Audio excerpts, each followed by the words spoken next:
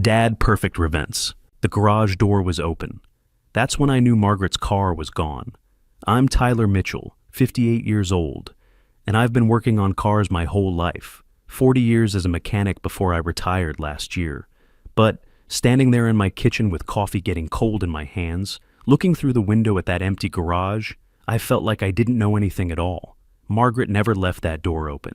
35 years of marriage, and she never once left that garage door open overnight. But Margaret was gone now. 8 months since the cancer took her. I set the coffee down and walked outside. The concrete was cold under my bare feet. I'd come out in slippers without thinking. The oil stain in the center of the garage floor was dark and familiar. 20 years of the same car sitting in the same spot leaves a mark. But the spot was empty now. My chest went tight. The 1969 Dodge Charger RT was gone, Margaret's baby. The car she fell in love with when we were 25 and spent our first year of marriage saving up. 4. The car I'd spent every weekend for 20 years restoring to perfect condition. I walked to my workbench. Everything was exactly how I'd left it. Tools hung on the pegboard, each one outlined in black marker. My red toolbox sat closed. Margaret's work journal lay open next to it. She always kept track of every bolt, every part, every improvement we made together. The last entry was dated 3 weeks before she died. Her handwriting looked tired but determined, almost done with the interior restoration. Can't wait to take our road trips again when Tyler retires. This car will outlive us both. I closed the journal. The garage still smelled like her perfume mixed with motor oil. I could almost hear her laugh echoing off the walls.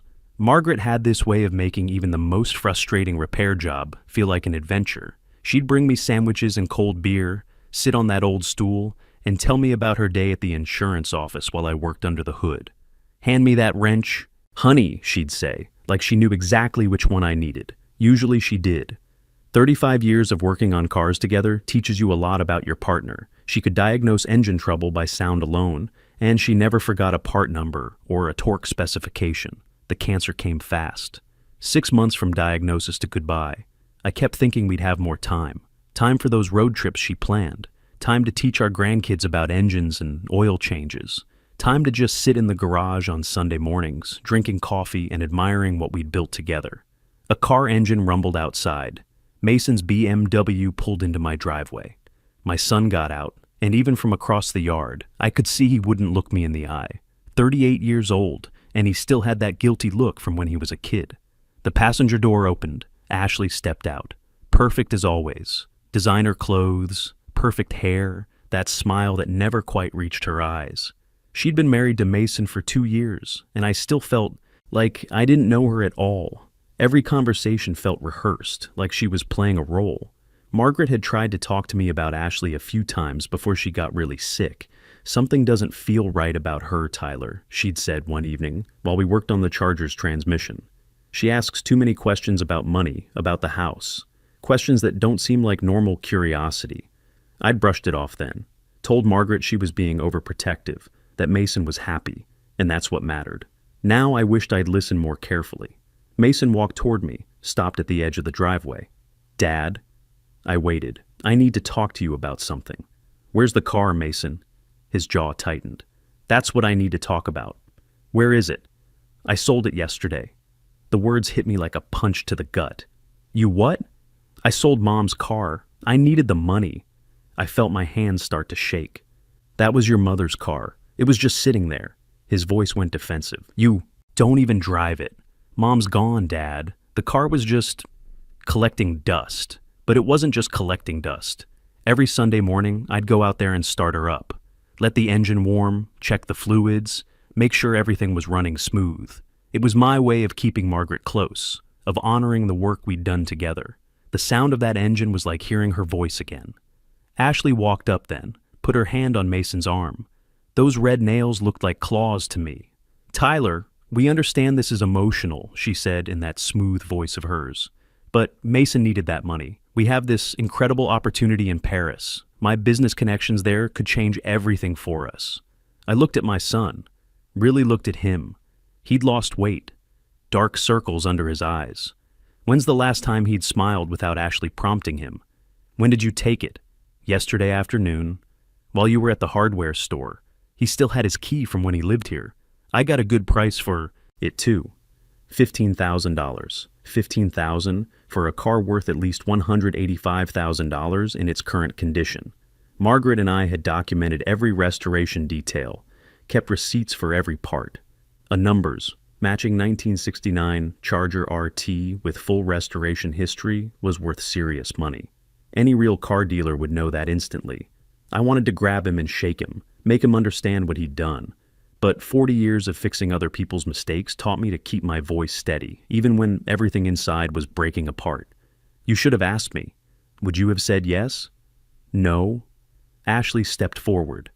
Tyler, you have to understand. Mason is trying to build a future. We both are. Surely you want what's best for your son.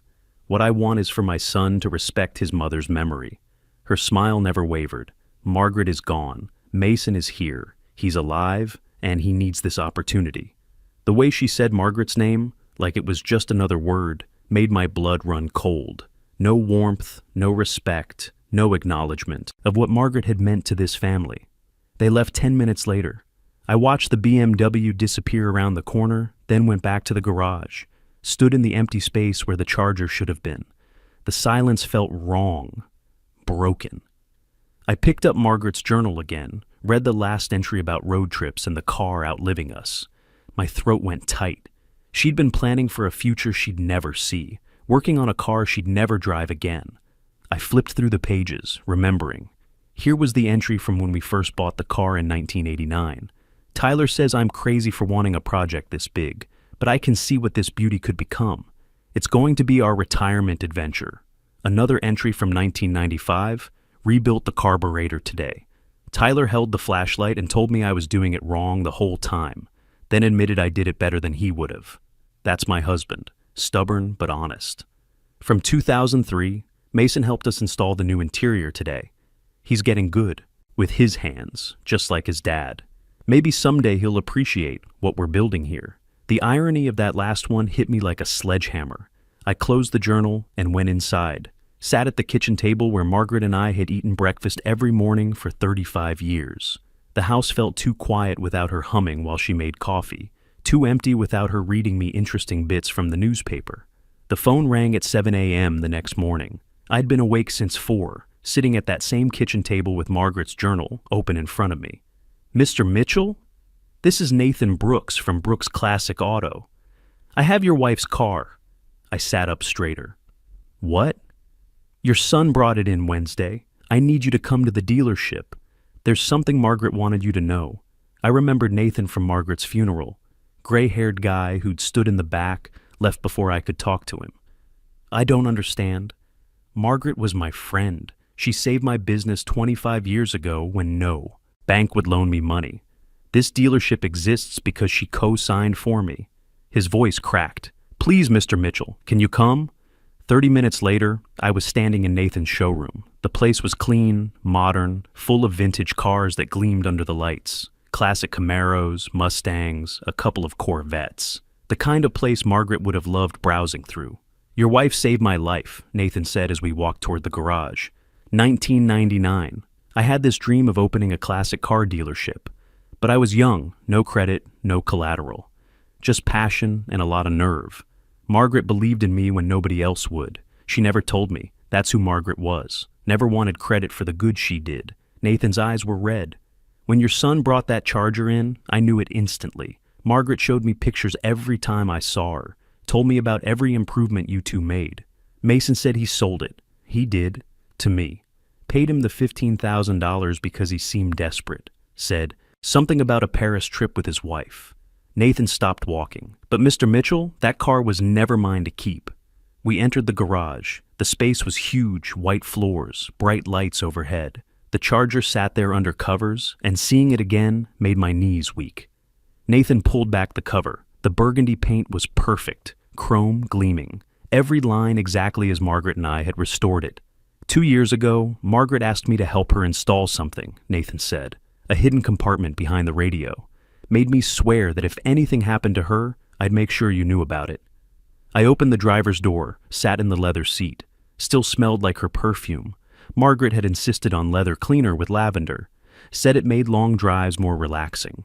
Nathan showed me how to release the panel behind the radio. Press here, pull there. The radio face came away, revealing a hidden space. Inside was a USB drive and a sealed envelope with my name on it. Nathan stepped back, walked out of the garage, left me alone with whatever Margaret had left for me. I opened the envelope first. Margaret's handwriting filled the page, dated 2 months before she died. Tyler, if you're reading this, I'm gone, and Ashley has made her move.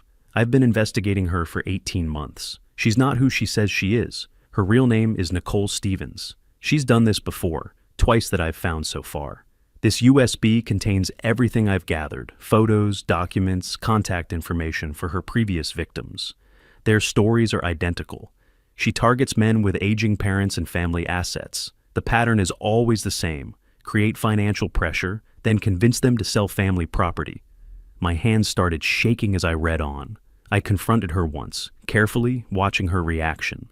She's very skilled at manipulation. Mason won't believe this without ironclad proof, and I didn't have enough before the cancer got worse. She's been asking questions about our house, about your retirement savings, about whether you've thought about assisted living. She's setting the stage, Tyler. The letter continued. If you're reading this, finish what I started. Protect our son. He's a victim too, just like her other husbands were victims. Call the numbers on the USB. Ask them about Nicole Stevens. Ask them what she did to their families. I love you both. This is my last gift to protect what we built together. Margaret. I plugged the USB into Nathan's computer with shaking hands. Folders full of photos appeared on the screen. Ashley at different weddings with different men, marriage certificates. Nicole Stevens married to Brandon Cooper in Phoenix, 2019. Nicole Stevens married to Trevor Johnson in Tampa, 2021. Newspaper articles about elderly fraud cases. Headlines that made my stomach turn. Local family loses life savings to daughter-in-law scam.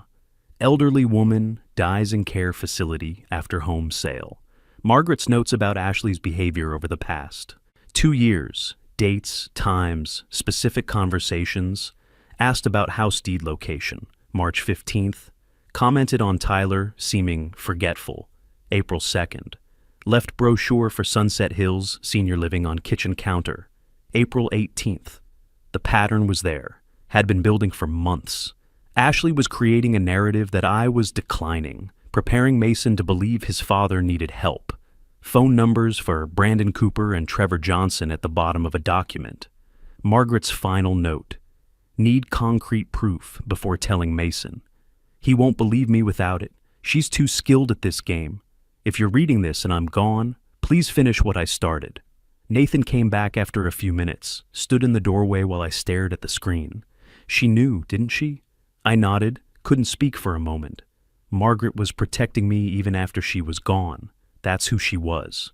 I called Brandon Cooper that afternoon from Nathan's office. He answered on the second ring. Mr. Cooper, my name is Tyler. Mitchell, my son is married to a woman named Nicole Stevens, but she's using the name Ashley Parker. Long silence, then a heavy sigh. I wondered when this call would come. Brandon told me his story. Met Nicole at a community center where his elderly mother volunteered. Charming, patient, made him feel alive again after his wife died. Married 6 months later. She was perfect, Brandon said. Understanding about my grief, helpful with Mom, always asking how she could make things better. I thought I'd found someone special. After the wedding, Nicole started with small comments about his mother. She seems confused lately. Have you noticed? I'm worried about her driving. What if something happens? Over months, she built a case that his mother wasn't safe alone. Found articles about dementia, left them where Brandon would see them. Normal forgetfulness suddenly looked like serious decline. She convinced me to sell Mom's house for $280,000 to pay for memory care, said Mom deserved the best. Facility in the state. Brandon's voice cracked. 2 weeks after the money hit our joint account, Nicole disappeared, cleaned out everything. Mom died 6 months later, heartbroken, asking when she could go home. I'm sorry. Mom was fine, Mr. Mitchell. Just a little forgetful, like any 85-year-old. She didn't need that place. She needed her home, her garden, her independence. Trevor Johnson's story was similar, but different details. Met Nicole at his father's funeral. She helped him through the grief, convinced him to sell his father's auto repair shop for $195,000. 3 days after the check cleared, she was gone. Vanished to Costa Rica with the money. She researches her targets first, Trevor told me. Knows everything before she introduces herself. Does your son have access to your house, your finances? I thought about Ashley's questions over the past 2 years, about the house deed, about my retirement savings, about whether I'd thought about downsizing. Not yet. Then you have time. Stop her before she gets him to sign anything. Document everything she's done so far. That evening, I drove home with Margaret's USB drive and letter in my jacket pocket. Sat at my kitchen table and made a list of everything I remembered Ashley saying or doing that seemed strange. The pattern was clearer now. 6 months ago, asking where I kept important papers. 4 months ago, commenting that the house seemed big for one person. 2 months ago, suggesting I looked tired. Maybe I should see a doctor about my memory. Last month, that brochure for assisted living falling from her purse. She'd been building her case for months, preparing Mason to believe his father needed help. I called Mason that night. I need to talk to you about something. Can you come by tomorrow? Just you. What's it about? Your mother, something she left for us. Silence on the other end. Ashley and I don't keep secrets, Dad. This is between you and me. Please, Mason. Long pause. Okay, but I have to tell Ashley where I'm going. That's fine. He arrived the next afternoon alone like he'd promised, but he looked nervous getting out of the car. I had coffee ready and Margaret's letter on the kitchen table. Mason saw it and his shoulders went tight. Dad, if this is about the car again, sit down, please. He sat, arms crossed, defensive before I'd even started. I took a breath, used the same voice I'd used teaching him to change oil when he was 12. Calm, patient, factual. Before I show you anything, I need you to listen. Really listen. Can you do that? This feels like an ambush. It's protection. I put Margaret's letter in his hands. Mason read it, color draining from his face with each paragraph. Dad was investigating Ashley for 18 months before she died. His reaction was instant. Anger, denial. Mom never liked her. She was paranoid about everything. This is ridiculous. I stayed calm. Look at the evidence. I opened the laptop, showed him the photos. Ashley at 2 different weddings with 2 different men. The marriage certificates. Nicole Stevens married to Brandon Cooper. Nicole Stevens married to Trevor Johnson. Mason stared at them. This could be anyone. Someone with the same name. Call them. Ask them about their wives. I handed him the paper with phone numbers written in Margaret's careful handwriting. You want me to call random strangers? They're not random. They were married to your wife before you. Mason stood, started pacing around the kitchen. This is insane. Ashley wouldn't. She loves me. Then prove me wrong. Call them. Prove your mother wrong. He grabbed the paper, crumpled it in his fist. I'm not doing this. He headed for the door. I stood up. Mason, please. He turned, and I saw something in his eyes I hadn't seen since he was a scared little boy. Uncertainty. Fear. Why are you doing this? Can't you just let me be happy? My voice broke. Because your mother died trying to protect you, and I'm not going to let her last months be for nothing. Mason slammed the door behind. Him. I watched him drive away. Didn't know if he'd call those numbers or go straight to Ashley. Either way, the choice was his now. The waiting was torture. I sat at that kitchen table for hours. Couldn't eat. Couldn't focus on anything else.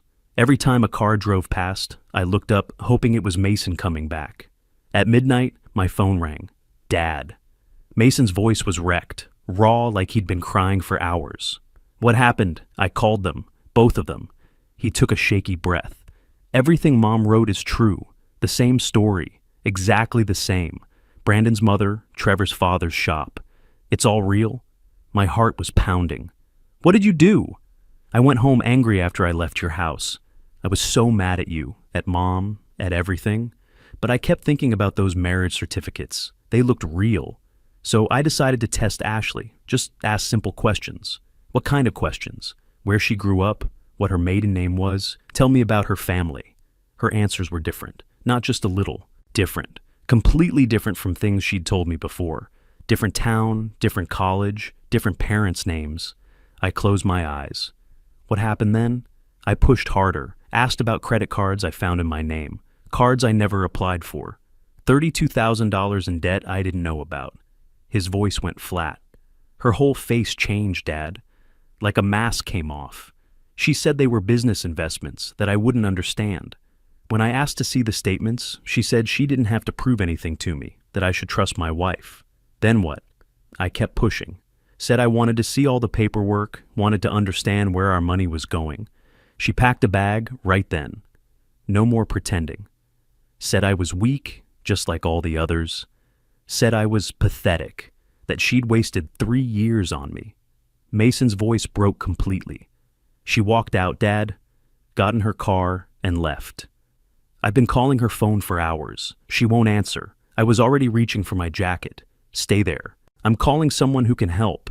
Scott Williams was the private investigator Nathan had recommended. He answered on the first ring like he'd been waiting. I'm already tracking her through the credit cards, Scott said. She checked into the airport Marriott an hour ago. Made multiple cash withdrawals. Got about $48,000 total. My stomach dropped. She's running? Yes, and she just booked a flight. Mexico City, 6 a.m. departure, one way. Can the police stop her? I've been in contact with detectives in Arizona and Florida. They'll issue warrants based on the previous cases, but I need Mason's statement about the credit card fraud to make it stick here. At 3 a.m., we met at my house. Scott, Mason, and me. Mason looked destroyed. Red eyes, hadn't slept, hands shaking as he held his coffee cup.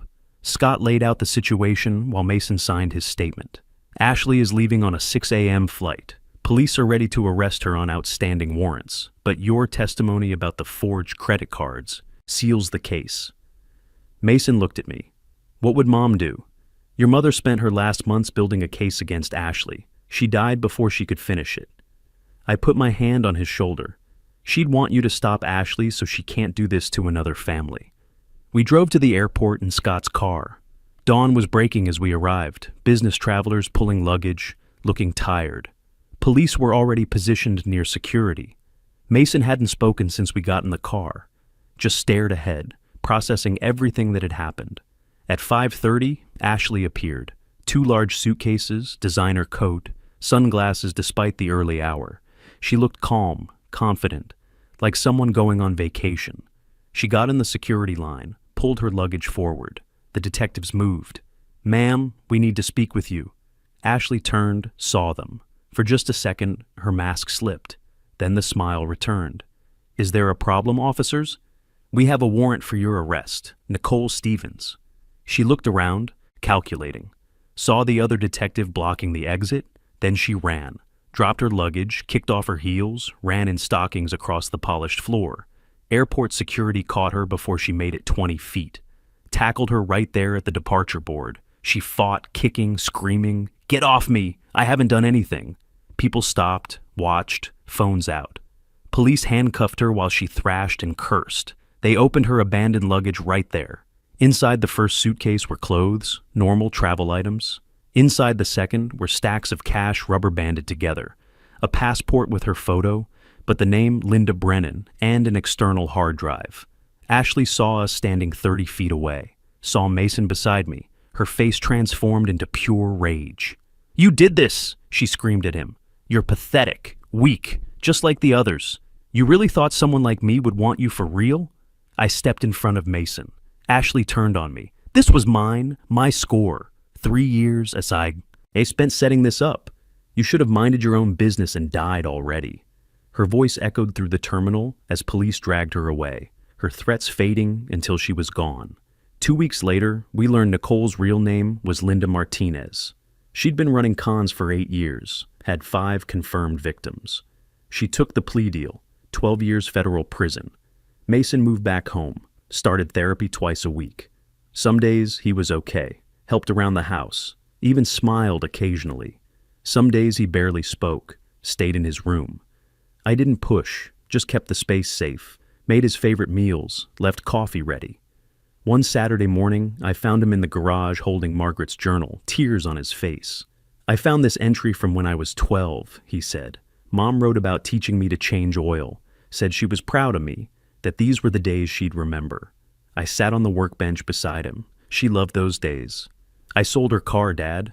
His voice broke. "For $15,000, for a trip to..." Impress a woman who was planning to destroy us. I pulled out Margaret's letter, the part about Mason being a victim too. He read it again, broke down completely.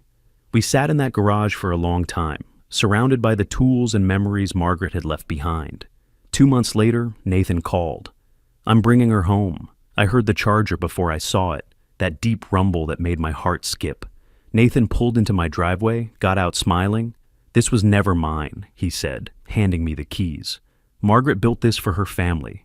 We backed the Charger into the garage together. Same spot, same oil stain. The garage smelled right again. Now we work on the car every Sunday morning.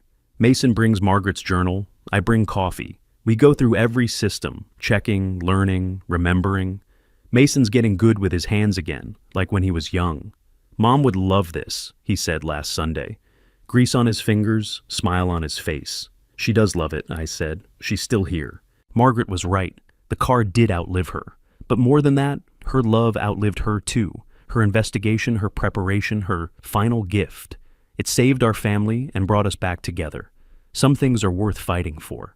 Family, truth, the memory of people who loved us best. Margaret taught me that, and she's still teaching me now. The people who truly love us never stop protecting us. They just find different ways to do it, even from beyond the grave. Sometimes the greatest act of love isn't holding on to someone, but giving them the tools they need to save themselves when you're no longer there to help.